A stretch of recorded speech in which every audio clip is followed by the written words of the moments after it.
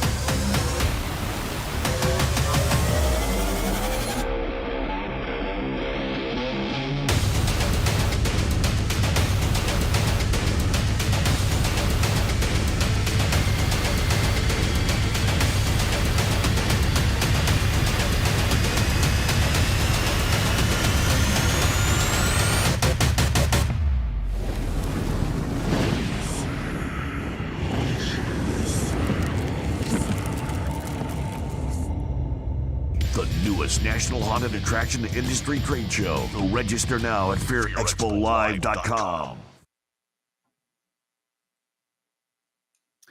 Good evening, everyone. Happy Thursday and welcome to Fear Expo's Haunt Masterclass series. Tonight we have a very exciting vendor spotlight with Fear Expo's I'm going to mix them up with Transworld's youngest ever vendor and Fear Expo's 2022 Rising Star Award winner, Tayan Poplin from Project Backfire. Welcome. We are so excited to have you here. So excited to be here. I want to just jump right into it. Tell us first a little bit about yourself. Give us a little bit of background, how you got interested in the haunted attraction industry. Set the background for us. All right. I'm Tayan Poplin. I am the owner of Project Backfire. I'm 16 years old, and I currently dual enroll at CF for theater arts and basically business stuff. For those of us outside of Florida, CF is like a college, like a hometown college. Central Florida. Thank you. So I also grew up, basically, you could say, in the haunted house industry. I've been doing it since I was around 6 or 7 years old. Yes. So I grew up spooky. So many of us did. What were you doing when you were 6? So How'd you get your start? I was a zombie at 6-year-old zombies. Yes. yeah, I was like a little pop out zombie. I'm trying to remember. Fallsburg Fearplex is now what it's called. It's in Kentucky. That's where I used to live, but I Uh-huh. was a zombie. And I love having small children, properly supervised inside the haunt because Oh yeah. nobody expects to see the scare coming from down below. Well, that Perfect. and children are creepy. I hate to say it like that, but Yes. children are creepy. Speaking as a father of 2, yes, children are creepy. I get some of my best material just listening to them. Like, Oh yeah, they say some weird stuff that you would never suspect. Like, exactly. jeez. That is what I am talking about. So got your start at 6 working in haunted attractions. Where did it go from there? So from there, it grew from basically I kind of like went low key for a while because I was growing up. I was 6. I did it for a little bit, and we moved to Florida, and I think I did one haunted house here, and then I finally moved over to a new haunted house, which is the one that I currently work at right now, and it's Sir Henry's. So it's been on and off, but this year will be my 5th like consecutive all in a row year. 2 years I did haunt management, so I managed my own haunted house, or a little piece of the haunted house. Yeah. And did my own trail and decorated it, did all of it.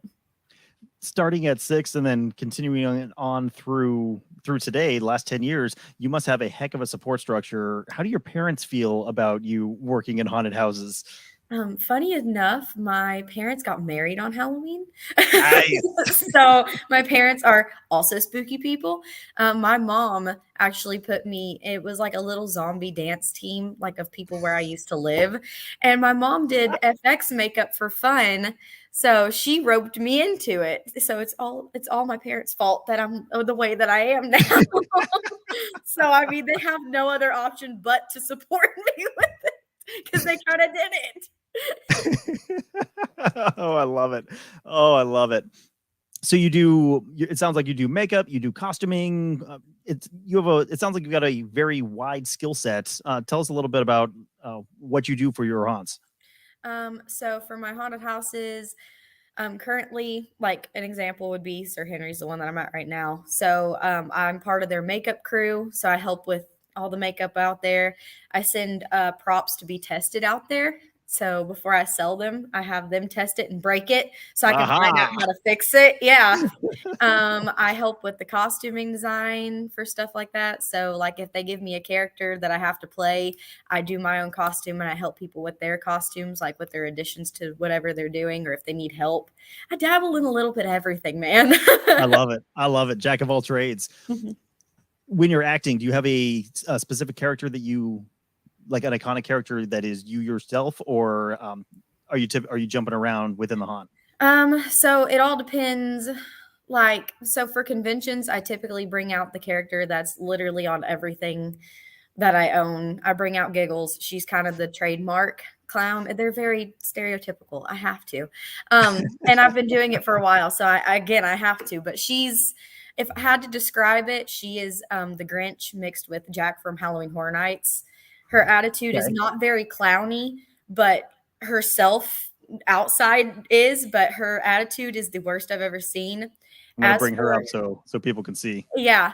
As for normal haunt acting, like inside of the haunt, other than conventions, it's whatever they give me. So I've been a axe wielding bride. I've been an angry Christmas elf. I've been what I thought was a vampire. Like I've done a little bit of everything. What do you think was your favorite character so far? So far, Christmas time, the elf, just because I got to play stupid. So I got to be really dumb. And people of course, people are going to ask questions that you don't know how to answer. And I didn't have to give them an answer. I could just say that I don't understand what they're saying and then walk away. So that's How did people react? How did people react to that? Oh my gosh. So you always have the group of teenage girls who say something that they should not be saying because of the age they are. And literally, they said something to Krampus, and all I did with the biggest smile on my face, looked them dead in the eyes and went, "I'm uncomfortable," and then walked away. I broke Krampus out of character, and he had to go into the back so he could go laugh at what I just like. And Oh the my girls, God, I love they it. were laughing at me, but like I even broke my fellow characters out of character. It was ridiculous. It was great. Love it. Absolutely love it. Have there been any character you did not like playing? And this is going to sound because the costume was fantastic. When I was at Fear Expo, did a trade with Monsters Alive. So for one of my backpack air blasters, I traded this amazing ball gown that they had done. It was like a Ooh. 1920s wedding dress. It was long. It was amazing. And they had told me, "Oh, you're going to be in the haunted house." I was like, "Okay, I'll wear the dress.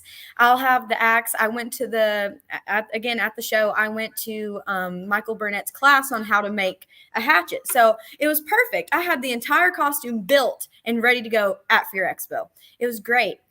And then I got there and I was walking through the haunt, and it would have been an amazing costume if it wasn't for the fact that you can't really walk down hallways made out of wood with a 8-foot long dress.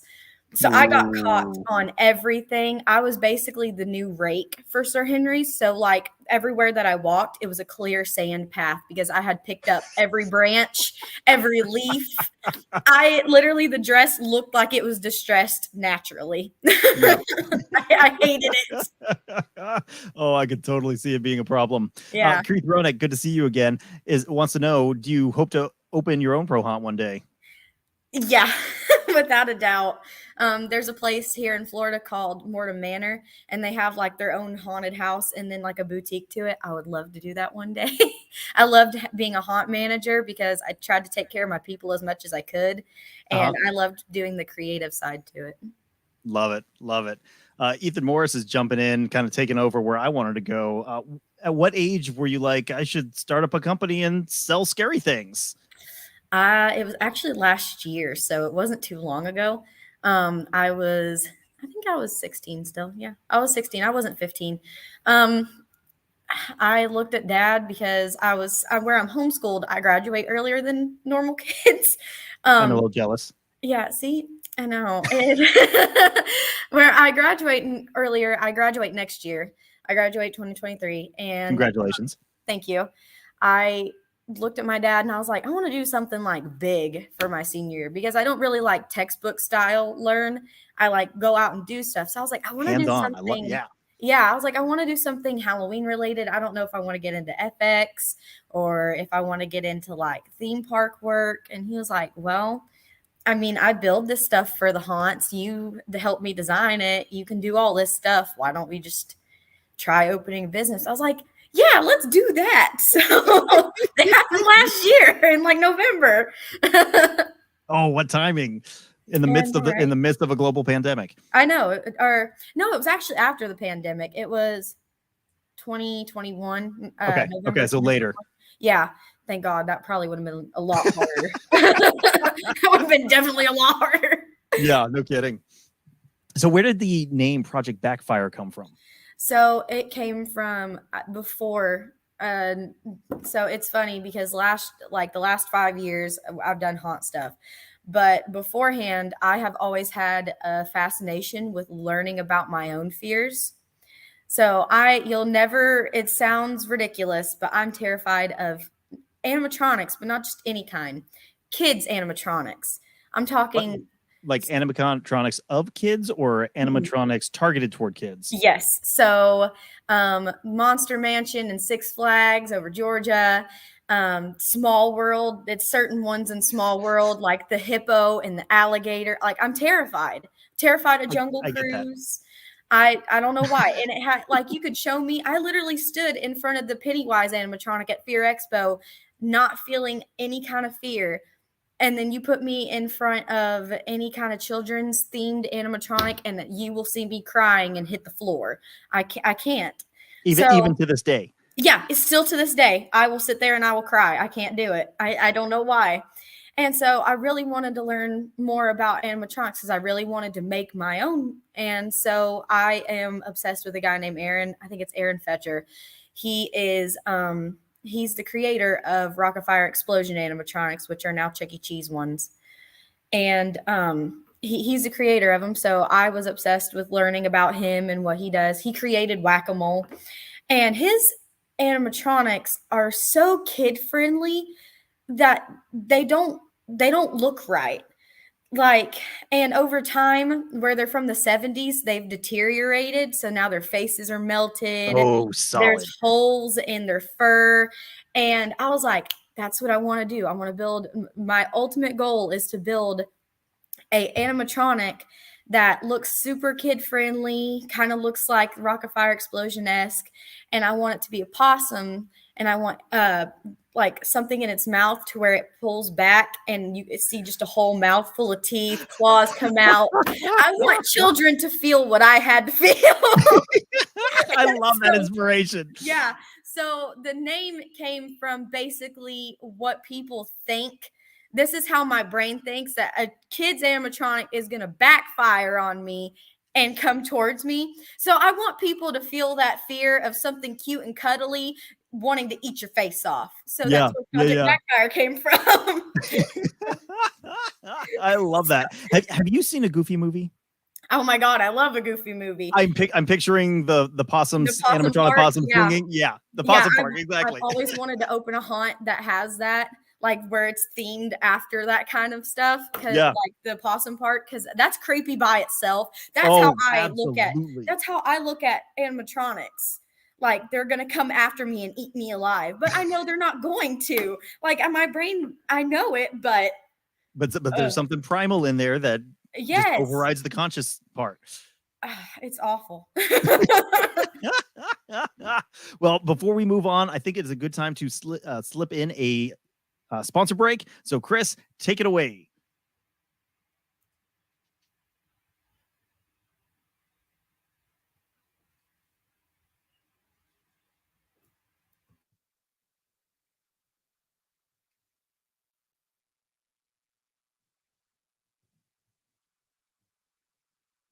I don't know about anyone else, but I'm not hearing anything.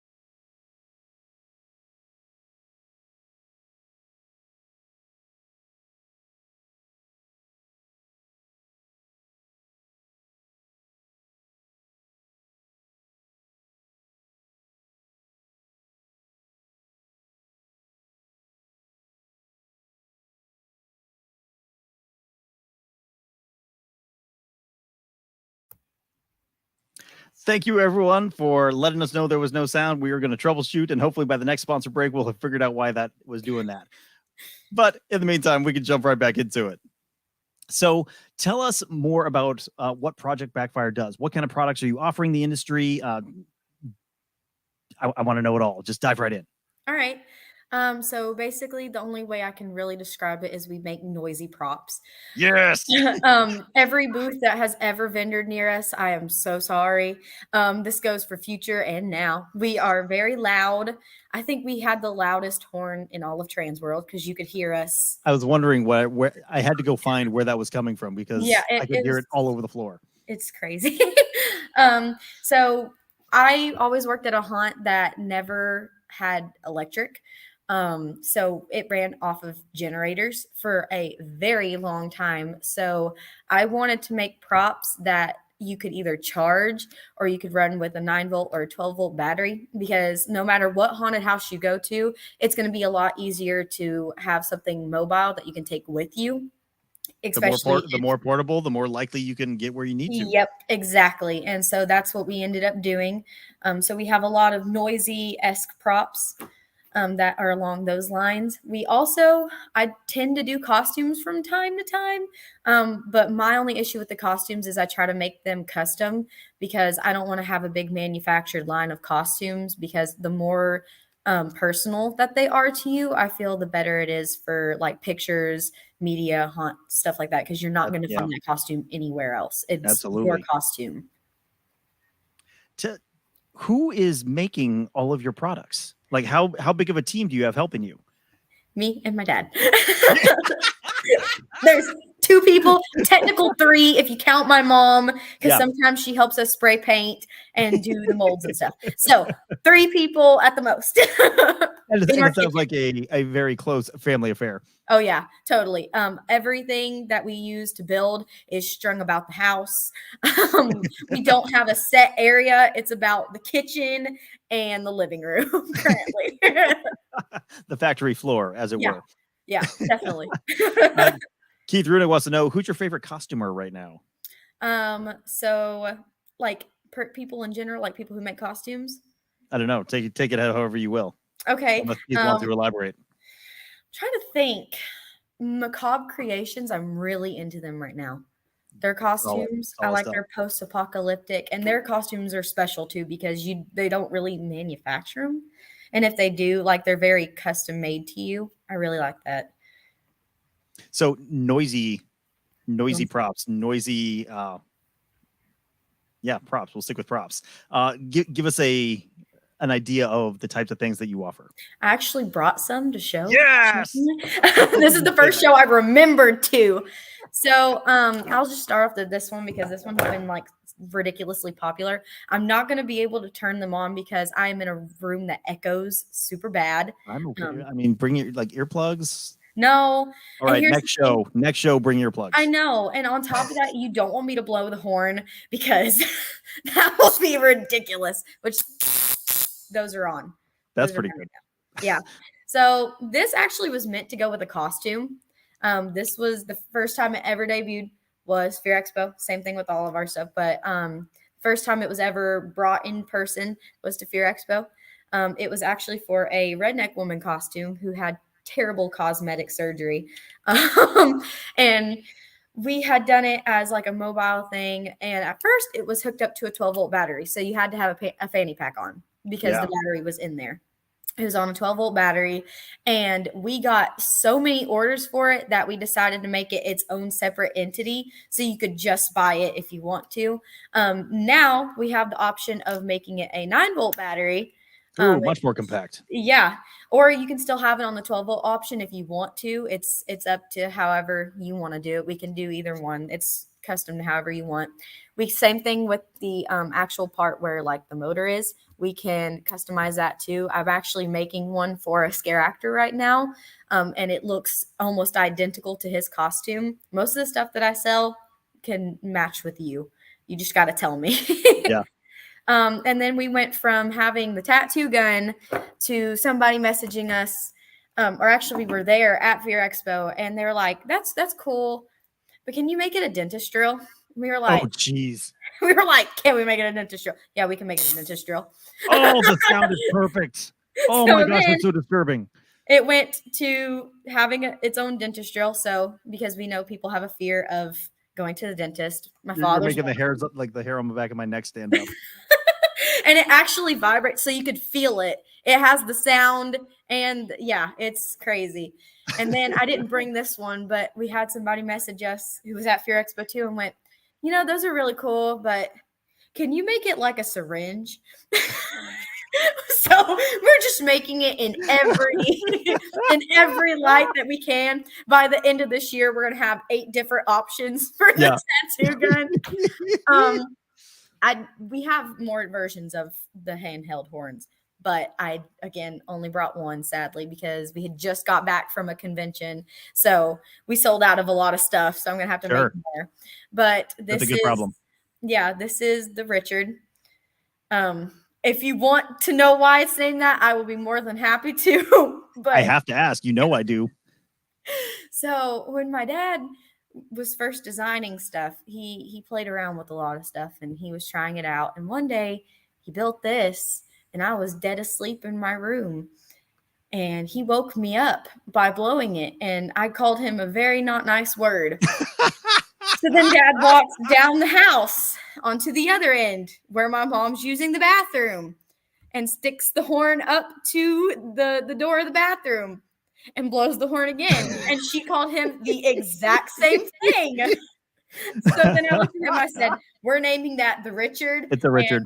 And people can just figure out why on their own. It feels like, I love it. Everything that I have has a weird name. Basically, I think the only thing that has a normal name is the tattoo gun and the dentist drill. I think that's it. Clearly, you're gonna have to find a name now. I know, but we have this in multiple options. So this one has like the light on the front, so that when you blow it, it shows the light too and makes the noise at the same time. They come in every color you can imagine: UV color, normal. This is like the standard color, just black with like spots of blood. Can you give us just like a little quick, just pop? So I didn't bring the battery because I know it's gonna be loud. I know. I'm sorry. It's ridiculously loud, especially in an enclosed room. Yeah. So if you want to see it, people, you have to go to the conventions. I'm sorry. Oh yeah. I tried. We always have the test stuff, and so these come in every color. That you can do it with the light on the front, or you can do it like we've done clown faces with the nose lighting up. We've done like a cat skull on the front. It comes about every little thing that you can imagine. I've got to ask, what's it cost? Show special, I think, is $100. My dad just walked in the room, so I'm nervous. With a battery? Did you bring the battery? You're my hero. Oh, I know.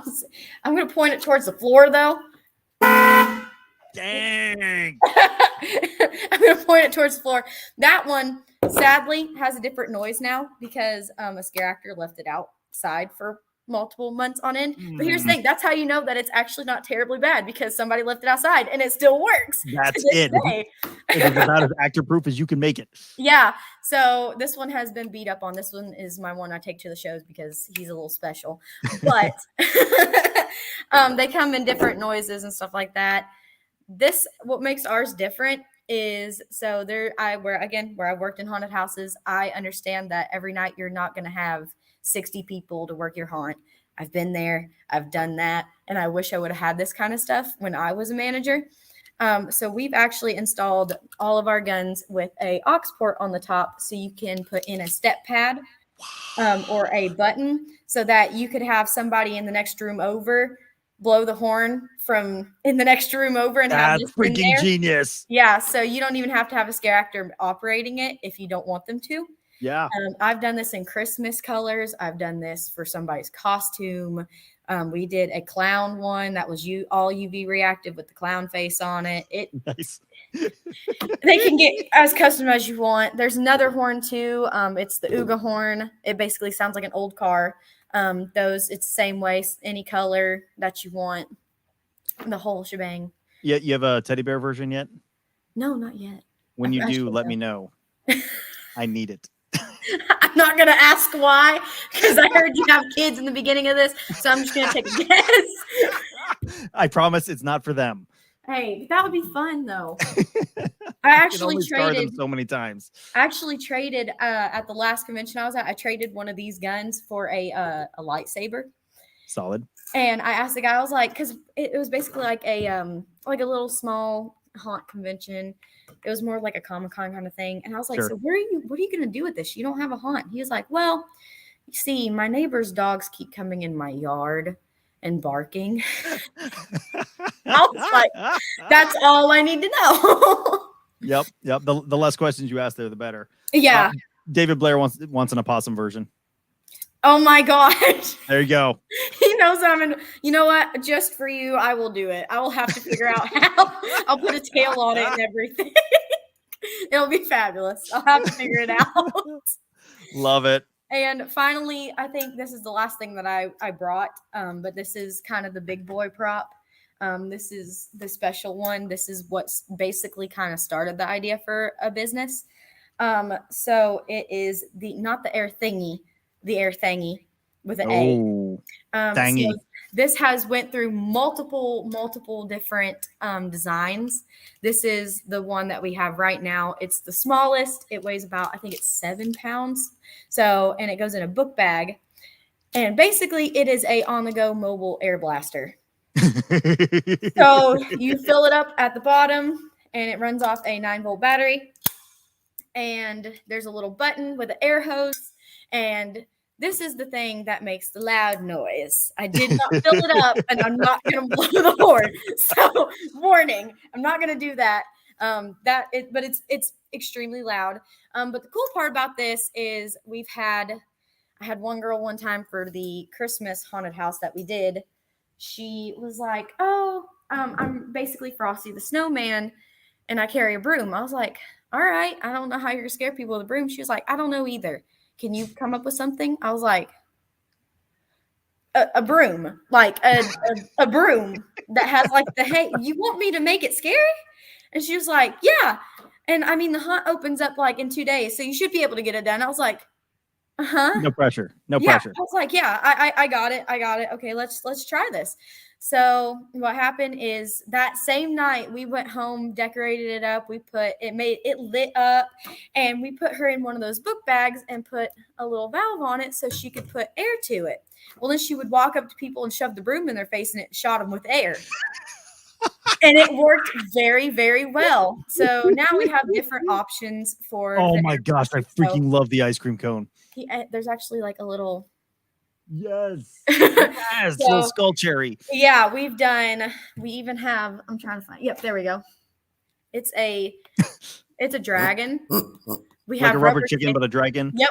We have the dragons, rubber chickens, horns. We even have fart guns.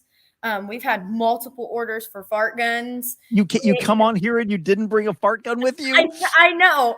And here's the funniest part. We had somebody order one in camouflage so that they could put like the kid in a military costume and hit him with a fart gun.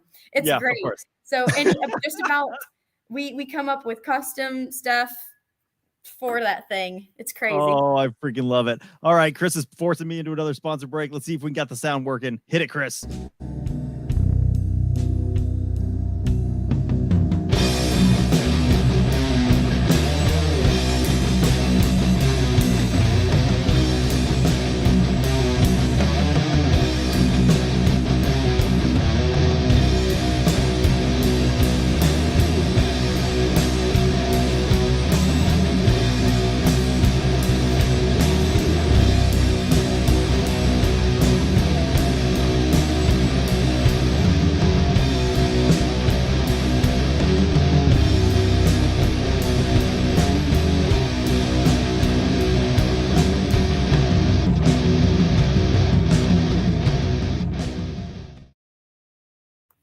All right. Thank you for that.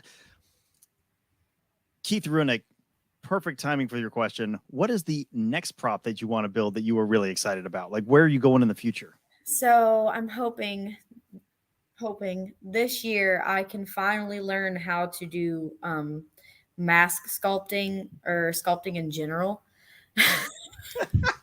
More fart. Okay. Yes to that, but always. I'm hoping to do like sculpting, so I'm hoping to do masks. I have a lot of ideas for more masks and stuff if I can just do it. And to the point where me and Dad know how to make animatronics. We know how. but we can't because I don't know how to sculpt. So until I learn how to make the outside of it, we can't build the inside of it. So I'm hoping that I'll be taking some classes soon to go and figure out how to sculpt and do stuff like that. And hopefully that'll allow me to do like more props, more masks, stuff like that for costumes. I'm hoping. I love it. Oh, I'm excited to see what you come up with. So I'm scrolling through the website and I just want to ask some questions about some other products you have on here. All right. Edible blood? Yes. Tell me more. So like I said before, I worked as a vampire, or they thought they were vampires. And I was eating Mavron blood every single night. And they What's said, that taste like? well, that's just the thing. They said on the bottle, it's supposed to taste like mint. It didn't. It tasted like straight up sugar. Like it tasted like a sugar rush. I got so sick after, because we started at like 6:00 and went until like 11. So it was every like 30 minutes I was drinking out of the bottle. And by the end of the night, I was sick to my stomach. And so I decided that I was going to try and make my own version of blood, and it's still in the works. Like, because I just seen Ethan's comment. Yes, Ethan, I know. He kind of guinea pigged it for the first time. Yeah, him and Dad. Okay, I had gave Dad one that was supposed to taste like cherry. Don't put a whole thing of cherry in there because it will burn. Good to know. But I think right now the safe flavors, safe is the strawberry milk one. It tastes exactly like Nesquik. I don't use Nesquik for it, but it tastes exactly like that. And that's the one that I use. I've done apple one, which tasted like caramel apple. And then I've done I'm all over that. Yeah. So they actually taste like stuff. I just got to work out the kinks for cinnamon, like Ethan said. But the only problem with that is it's going through a testing phase right now where I have to, you have to keep stirring it every once in a while, or else it'll just kind of sit. Kind of settles and sure. It's just figuring it out. Ethan, it sounds like you have a good story. If you want to put that in the comments, I'll bring it up on screen so everybody can share in your pain. Oh, that's lovely. I see a fully customizable high voltage discharge prop, cane, or staff.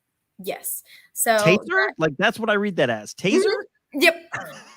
So, and it actually is, that's the funny part. We did one Rise of the Guardians, Jack Frost staff. We did one like that. It was like 7 foot tall. It was awesome. We did one that was, my dad calls it the cow prod. That one's, I think, like 6 foot tall. And I know it's taller than me, and I'm pretty short, so that don't say much. But I think it's like 6 foot tall. We did one that's like handheld, and it looks like it's from like the Candyland board. It has like lights wrapped around it. So it's basically like a taser that we can customize whatever you want it to look like. What kind of, is it just like a electrical arc kind of sound? Yeah. Does it arc?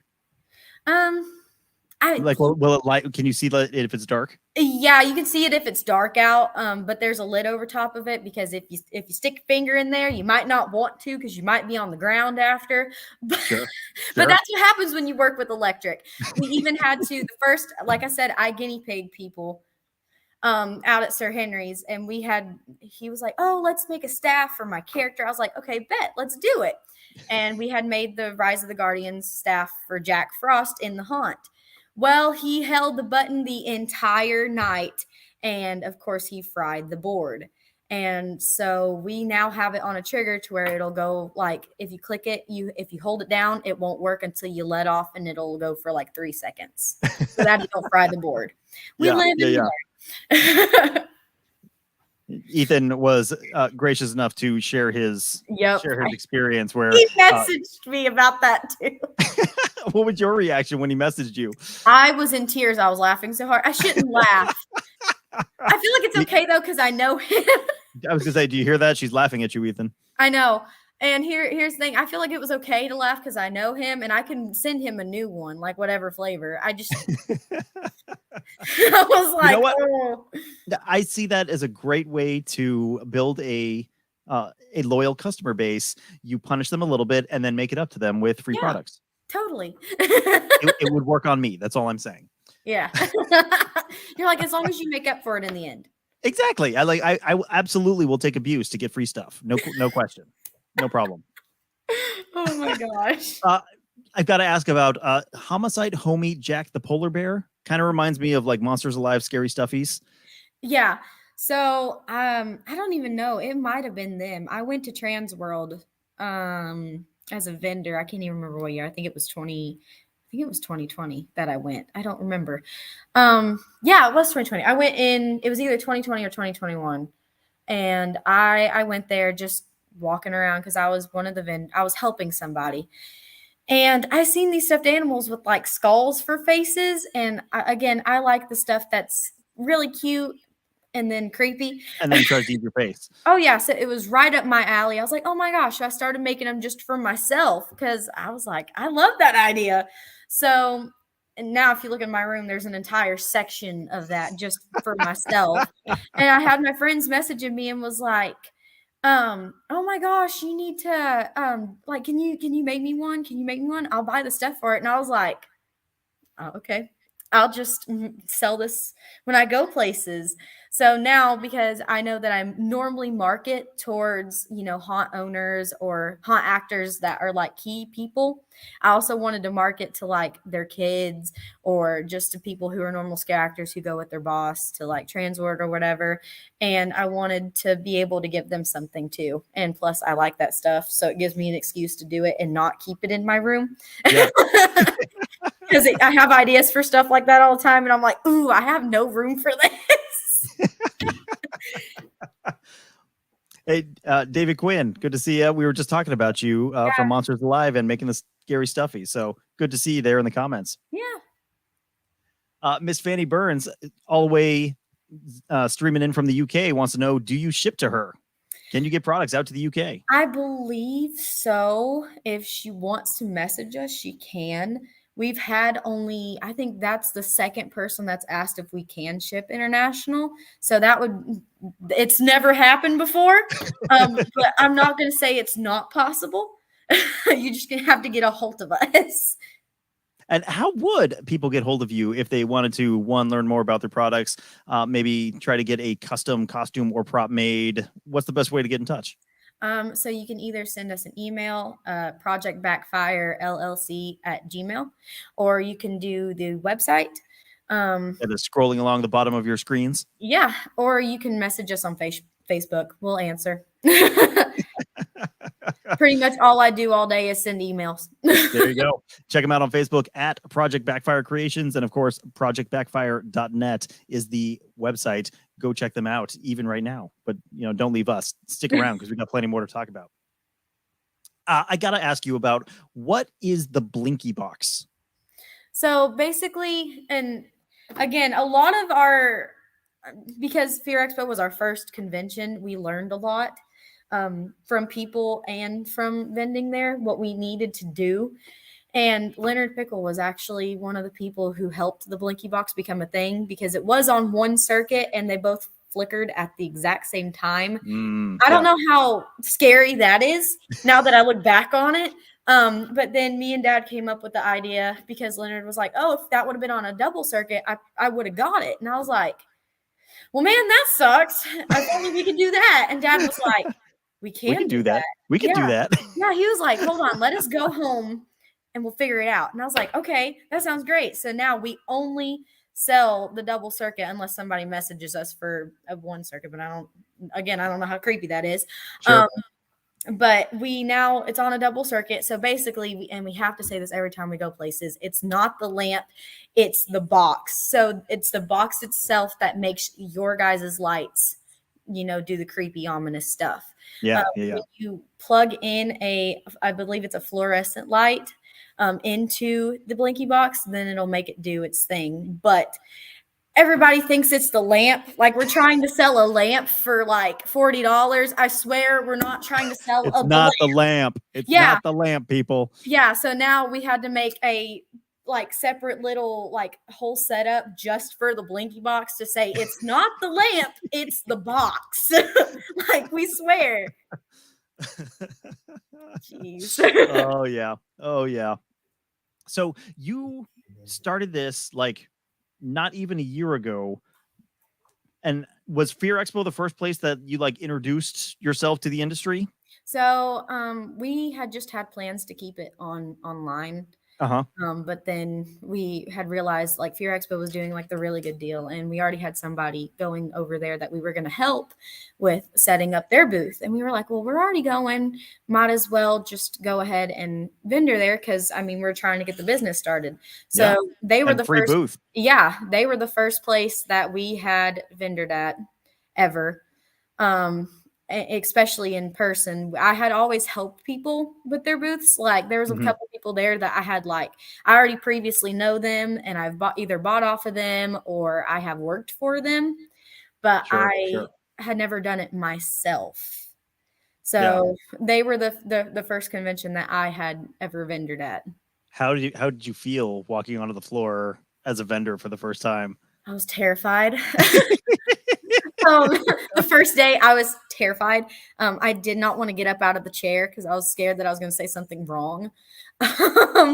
And then, Doug made me feel very, very, like, he made me feel better about it. And he gave me a whole new perspective of being. So now I'm just kind of laid back about it. Like, oh, they want to come talk to me about my stuff. Okay, I feel better about this. That's got to be a confidence booster. Don Ledford wants to know, what was the biggest haunt that bought your props that kind of let you know that you made it? So these people were the first people that had bought off of us at Fear Expo. Name wise, I was very excited that Arx Mortis bought off of us. They were the people that had got the dentist drill off of us. I think the biggest order that I was shocked by was, I believe it's Pope's Farm. I believe that's the name of it. They ordered so much off of us, and I didn't want to even say their total. I looked at Dad and I was like, "Can I say this? Can I say this out loud?" And he was like, "Yes, you could say that out loud because you have to go home and build that." And I was like, "It feels wrong to say this to you. Are you sure?" And they were like, "Yeah, we really love your products and we want to have it in the haunt." I was like, "Okay." I was so shocked. I was like, "Oh my God, are you sure?" From that humble origin at Fear Expo, you've now vended at a number of other places. The biggest, I think, being Transworld. How did that feel, going to Transworld as a vendor? So, like I said, I had went there just walking around. I was a haunt manager, so I was like, it's all right. It's really cool. There's a lot of people, and I had never been able to, like, I don't know how to say it other than you don't really know how the vendors feel unless you are a vendor and you're like getting home. Like, you never would think that vendors, it's like really hard work until you go do it. And you're like ready to pass out the next day from like setting up and everything. It was really fun. I was terrified again because it's like big names. And like we even had Zoo Tampa come talk to us. I guess Disney people were there, and we had a homicide homie that was Mickey Mouse, and they were like, and I had like cut open its mouth and put teeth in there, and it had money sticking out of it, and I named it Money Mouse. Like, and the Disney people were like, "What are you?" I'm like, "I don't know. Okay, I just thought it would be cool." There is a market for anything. Yes, Disney. Really. And even the spooky people. And so it was really cool for Transworld, but it's so big that you can never see everything. Sure. And we realized there that we can never not have a big booth because we either have to be on an end cap or something, because there was not enough room for me and my family. Because I kept running into Dad and he kept running into me, and where we have so much stuff, we didn't realize we had that much stuff until we went there. Sure. We're like, oh no. Now, I think it is time for one last sponsor break. We'll hit that one more time, and then we've got about 10 minutes left. So if you've got questions for Tayan, please drop them into the comments now.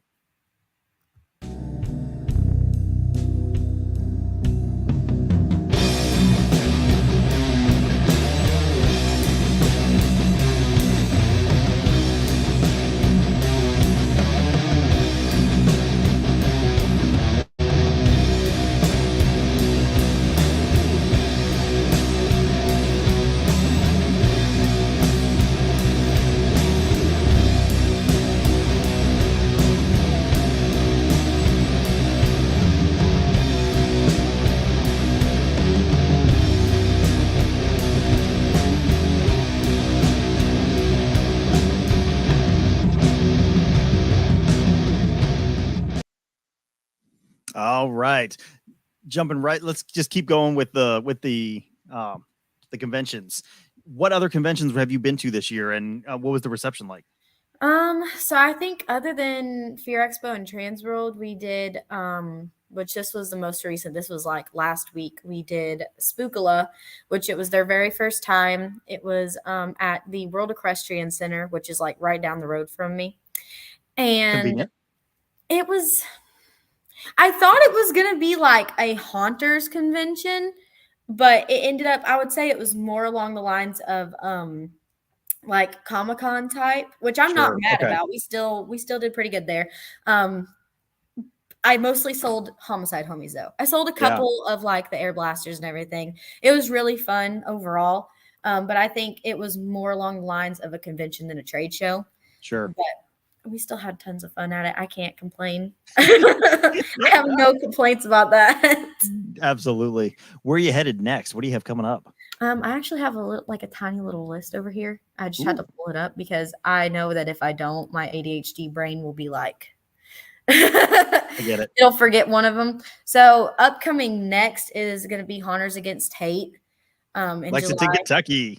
Yeah, back up north. I used to live in Kentucky, so it's like, oh, we're going home, and then we're coming back down. You don't often hear someone refer to Kentucky as up north. At least Yeah. not where I'm at. I know everybody says that all the time, but then like from Florida, it really is up north, but that's about everything. Everything in Florida is up north. Everything is up north. Yeah. Oh yeah. We're gonna be at Texas Haunters in July. Yes. We're gonna go to Idaho, and then we're going to. It has a long name. The Southeastern Haunters Convention. It's in Georgia. Okay. I think it is their first year as well. And then I'm looking into more. I'm looking into one in Orlando, Phantasm. I'm looking into that one. And then I'm looking into one that's, again, near me in Ocala, the Ocala Comic-Con, just because I already go there anyway. So why not? So it would be a good way for me to not spend so much money and to actually make money. Yeah, absolutely. But those are the ones we're going to. Awesome. Keith Runick wants to know, will you be at Midwest anytime soon? No, not this year, at least, sadly. One day. Yeah. And I would encourage you, West Coast Hunters Convention, one of my personal favorites, Portland, Oregon. We want to. It's just where it's first year for stuff. Like we had to, literally the money we made from Transworld went right back into Transworld. Absolutely. Yeah. Same thing for Fear Expo. The money we made at Fear Expo went right back into the booths because we need more room for stuff. So like all the money from the conventions right now is going like straight back into the business. Yep. Hey, first year. That's how you grow. Exactly. Reinvesting. Yep. How has your growth been over the last, 8 months, 9 months? It's been pretty good. So are you surprised by how much interest there's been? Honestly, I really have, because we got our official like LLC licensing in February. Mm-hmm. And from there on, it's been pretty good. I never knew so many people, like there was such a need for the stuff. Like I knew there was always a need for it, but where I've had to I've messaged haunts so far, like in Florida and Georgia. I'm planning on doing it for every state in the United States. And like messaging that, like sending an email going, hi, I'm just new to the, being a vendor. Yeah. Like cold calling people. Yeah. And it's been sucks. Yeah, it's a little awkward, but that's the only way I'm going to meet people. And so it's really cool. And I say this every time I get interviewed. It's really cool to see how the community does come together. Whether it's for like somebody needs something custom and they're trying to find somebody, or like I've built stuff for like Arc Smarts and everything, and then they immediately invite me to come and hang out with them and see what the haunt looks like, see if I get any ideas. It's just stuff like that where people are very like welcoming than normal. Like if you're just haunt acting somewhere all year round, which I'm hoping either this year, which I say this year, but I know it's not going to happen, either this year or next year. I can hopefully take off a year and just go and travel and see everybody. I say that every year. It never. Yeah, that's works. how I am. And I know my haunt manager is going to watch this and be like, are you serious? Did you really just say that? Because that ain't going to happen. Oh, well. Oh, if you could, where would you want to go? For Like haunting. what haunts are on your dream list that you want to visit one day? That's a hard question. I know. So I know without a doubt, I've said their name like 15 times. I want to go to Arksmoors because I've watched videos. I can't help it. I think it's Fright Nights down in South Florida. I have friends who know those guys, so I want to go there because why not? It seems fun.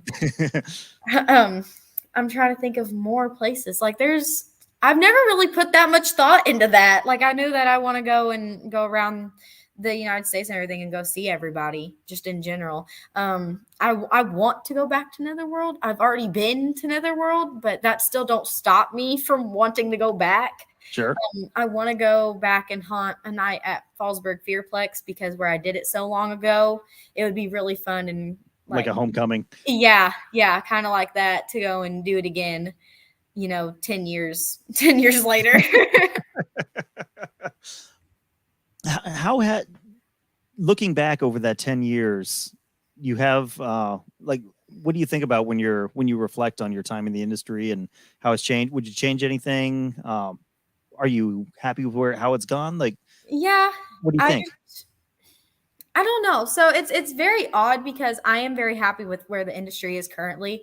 I just wish that there was a lot more of what it could just be where I'm picky with stuff, but I want to see more than just the typical like, oh, it's a dead guy on a table with his guts open. Like I would love to see more trylophobia stuff come in, like a lot more of people's actual fears other than just clowns and spiders. Yeah.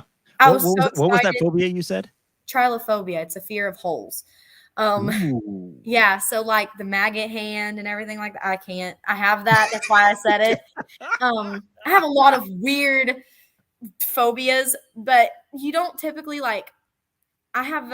I'm terrified of bugs, but that's typical for everybody. But you don't see a lot of like masks that have like holes like in the person's face with bugs in it. Yeah. Like I would love to see more of the phobia stuff going around, especially too with like the creepy stuff that looks kind of cute, but you would never suspect it to.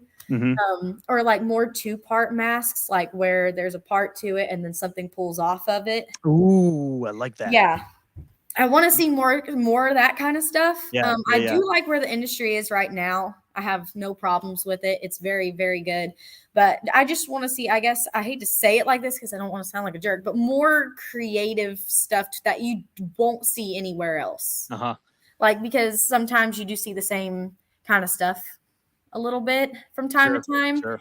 But it's where the community is like a seasonal thing. So you only have a group of people, and sometimes that kind of stuff does happen. But I would love to see more phobia stuff happening out there, and definitely more, I don't know, like the creepy cute stuff, because you don't typically see it. I have been looking for the longest time for like a skull cap that you can take a piece of the skull off and there's a brain there. So if you ever start offering that, please let me know because I have a character that needs like that. I said, dude, I want to get into sculpting so I can do the stuff that I talk about.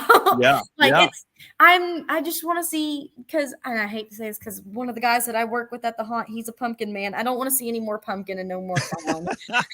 I've seen so much of it that I'm just like done. I was so excited when I seen David's daughter doing the tree person. I was so excited because it's not a clown or a pumpkin. Sure. Chris from the background is dropping in. What new creepy stuff are you working on? Right now, not too much, honestly. Still trying to just get orders fulfilled. That and trying. Oh my gosh. We keep coming back to the fart props. Always coming back to the fart props. I'm hoping soon, hopefully this month, to go to a sculpting class. Right now, I would say I'm working on getting back into doing costumes more often, trying to come up with more custom costumes because I don't really have a lot of them. And then on top of that, I'm trying to get ready for Hunters Against Hate. Yeah. Man, you wouldn't think that the Homicide Homies would take that long, but when you do like 20 to 30 for one event and you come home with two, and then there's another convention the week after. I'm like, oh man, I Yeah, need to do this exactly. quickly. And you're running out of time because Hunters Against Hate, July 8th through 10th I in Lexington, know. Kentucky. I I've got that know. handy because I just had Paul Lanner on my podcast yesterday. We'll be see? releasing that episode June 1st. So if you want to hear more from Paul and find out all about Hunters Against Hate and the upcoming convention, definitely go check out my podcast. Yes. So we are right about out of time. Do you have any last thoughts for everyone before we start wrapping it up? Not that I know of at the moment. Not to put you on the spot or anything. No, you're good. Tay and Poplin from Project Backfire. You can find all of her amazing creations at projectbackfire.net. Go check her out on Facebook at Project Backfire Creations. All of those links are scrolling there at the bottom of the screen to help you find them. Tay, and I've just got to say, we got to talk. I first got to meet you at Fear Expo. I interviewed you when we did our live podcast show, and seeing how much more confident you are now 6 months later than you were at Fear Expo, the transformation is absolutely amazing. I am so excited to see where you go in the future, because even over the last 6 months, your growth has just been extraordinary. So keep doing what you're doing and keep coming back. Let us know. Keep me informed, because I really want to know where you're going. Thank you. Thank you, everyone, for joining us tonight. It is what it's today. Today is May 19th. Next week, May 26th, we will have Jelly Ball on the Haunt Masterclass Vendor Spotlight. So come out, hear all about Jelly Ball and how you can add that to your attraction. Great moneymaker. Great way to add additional money to an attraction. And I know a lot of people who are just running with that in the off season as well. So a lot of potential there in Jelly Ball. Come back next week, 8 o'clock, Thursday night, to hear all about Jelly Ball. I am, of course, Keone Hutton from the Haunting You podcast. You can find us at hauntingyou.com with just the letter U. Every single episode we have ever done is there. Go check it out and see all the cool stuff that we've got. So thank you all for joining us. We're going to wrap it up exactly on time tonight, and we will see you next week.